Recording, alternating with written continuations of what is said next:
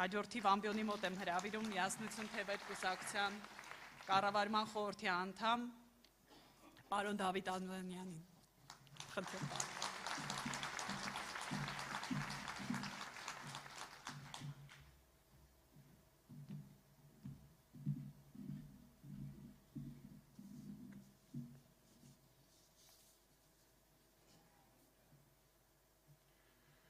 Հարգելի գործընկերներ,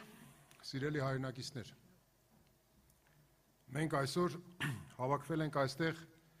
ոչ միայն ընտրություններին մասնակցելու վերաբերյալ որոշում ընդունելու համար, այլև պատասխանելու մի շատ ավելի ծանր և խորքային հարցի։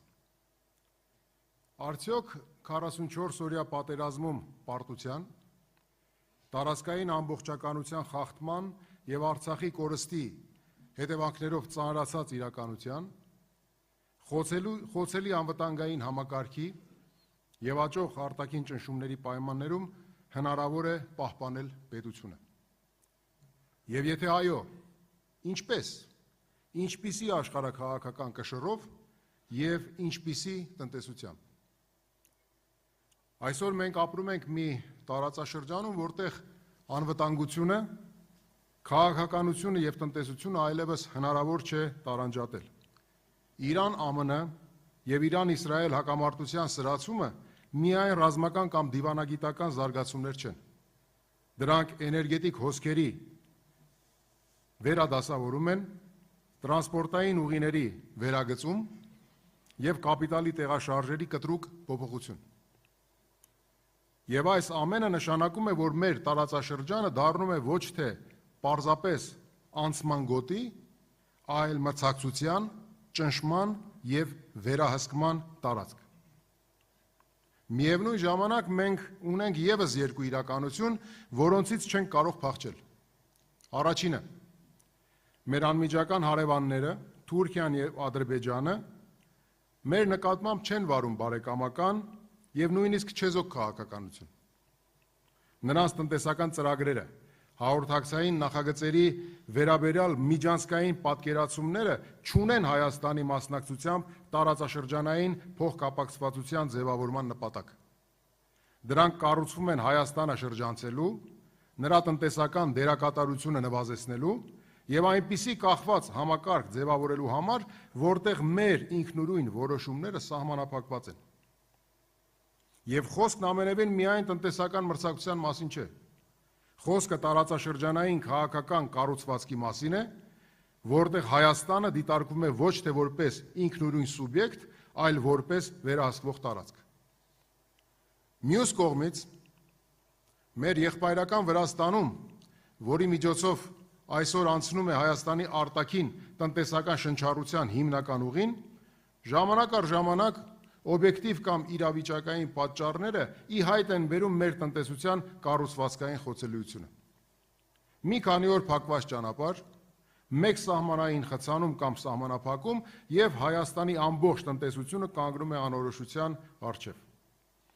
Սա նշանակում է, որ մենք չունենք դիվերսիֆիկացված լոգիստիկա, մենք չունենք ապահովված հաղորդակցային անվտանգություն և մենք առհասարակ չունենք տնտեսական ինքնավարություն։ Եվ ահա անխուսափելիորեն հարց է առաջանում, այս պայմաններում մենք ինչ տնտեսությամբ ենք ապրում։ Մենք ապրում ենք մի տնտեսությամբ, որը կառուցված է արտաքին հոսքերի վրա, վերարտադրվում է սպառման միջոցով և կախված է այն գործոններից, որոնց վրա մենք գրեթե ազդեցություն չունենք։ Մենք արձանագրում ենք թվեր, բայց այդ թվերը չեն դառնում համակարգ։ Մենք ունենում ենք աճ, բայց այդ աճը չի դառնում կարողություն։ Իշխանական քարոզիչները մեզ ասում են, որ այս ամենը կարելի է կառավարել, ռիսկերը մեղմել և ապահովել սահուն անցում։ Բայց իրականությունն ակնհայտորեն այլ է։ Խնդիրը ռիսկերի մեջ չէ, խնդիրը մոդելի մեջ է։ Երբ պետությունը կառուցում է տնտեսություն, որը չի արտադրում բավարար արժեք, չի կուտակում կապիտալ և չի վերահսկում իր ենթակառուցվածքները, այն դառնում է ոչ թե տնտեսություն ունեցող պետություն, այլ տնտեսությամբ պայմանավորված պետություն։ Եվ սա այն կետն է, որտեղ տնտեսական քաղաքականությունը դառնում է պետականության հարց։ Այսօր գործող իշխանությունները մեզ առաջարկում են տեսլականներ, դոկտրիններ և ուղեցույցներ, Բայց դրանք չունեն հաշվարկներ, մեխանիզմ եւ պատասխանատվություն։ Դրանք սոսկ շարադրանք են դրված թղթի վրա։ Շարադրանք առանց գնահատականի, առանց պատասխանատվության եւ առանց արդյունքի։ Իսկ վերջին տարիներին մենք արդեն ականատես ենք եղել, թե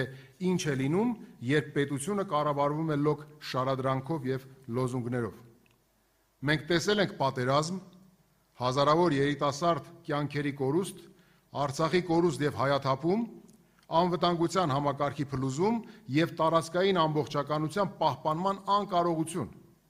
Սա մի կողմից քաղաքական համակարգային ձախողում է, իսկ մյուս կողմից քաղաքատնտեսական ձախողում է, որովհետև պետությունը պարտվում է ոչ միայն բանակով, պետությունը պարտվում է նաև իր տնտեսական մոդելով։ Եվ հենց այստեղ է, որ մենք առաջարկում ենք այլ ճանապարհ։ Այն, ինչ մենք ձևակերպել ենք որպես 7 ուղղություն, առանձին ծրագրեր չեն, դրանք մեկ ամբողջական համակարգ են։ Համակարգ, որը կառուցում է արտադրող տնտեսություն, ձևավորում է արտահանող կարողություն, ստեղծում է ներքին կապիտալ, ապահովում է կառավարվող ենթակառուցվածքներ եւ պաշտպանված տնտեսական միջավայր։ Եվ մենք ասում ենք, մեր առաջարկը պարզապես տնտեսական ծրագիր չէ, այն պետության վերակառուցման նախագիծ է։ Հարգելի գործընկերներ, սիրելի հայրենակիցներ, այսօր այստեղ հնչած ելույթները ցույց են տալիս, որ մենք ունենք ոչ միայն գնահատականներ, այլ նաև մեխանիզմներ։ Ոչ միայն քննադատություն, այլև կառուցողական տրամաբանություն։ Սա թիմ է, որը ոչ միայն հասկանում է իրավիճակը, այլև տեսնում է դրա հետևանքները եւ գիտի ինչ քայլերով է հնարավոր փոխել այն։ Եվ այստեղ կարևոր է մի պարզ ճշմարտություն։ Կառուցվածքային եւ խորքային փոփոխությունները չեն լինում ինքնաբուխ։ Դրանք տեղի են ունենում միայն այն դեպքում, երբ կա քաղաքական կամք կոտրելու գործող մոդելը, պատասխանատվություն դրա հետևանքները կրելու եւ առաջնորդություն այդ գործընթացը միջև վերջ տանելու։ Ում ենք պատրաստ վստահել այդ առաջնորդությունն ու պատասխանատվությունը։ Ամբիոնի մոտ եմ հրավիրում Միասնության թևեր կուսակցության վարչապետի տեխնացու պարոն Արման Թաթոյանին։ Խնդրեմ պարոն Թաթոյան։